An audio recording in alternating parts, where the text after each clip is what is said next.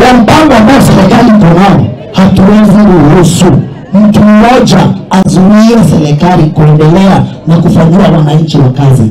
Hata wakisema maandamano Monday, wasema maandamano Tuesday, sijui Supreme Court, tunawaambia waandamane, lakini lazima tufanye kazi ambayo wananchi walituchagua tuwafanyie. Judiciary waachilie serikali yetu ifanye kazi. President Nyerere ameleta mpango mpya wa Social Health Insurance Fund, na amesema ya kwamba ule mtu ambaye hawezi lipa hiyo NHIF, serikali itakuwa inakulipia hiyo shilingi 300.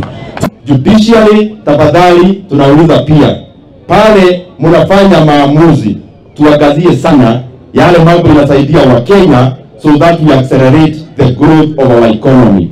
For a country to start very strong, there are 3 critical institutions.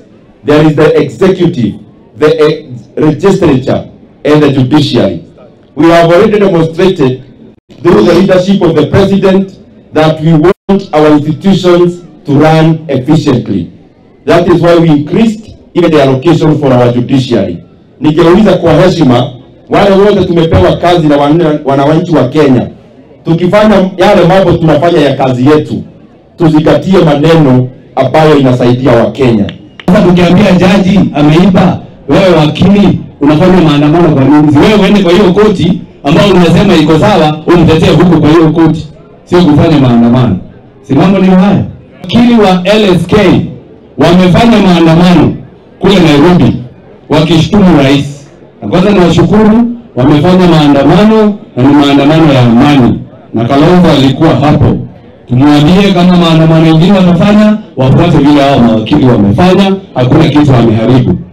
Lakini ningetaka kuambia hao mawakili, tukimaliza na mahakama kupigana na ufisadi, tunakuja kwa mawakili. Tunakuja kwa mawakili wale wote ambao wanatusimamia. Na tukiwa betukire rohani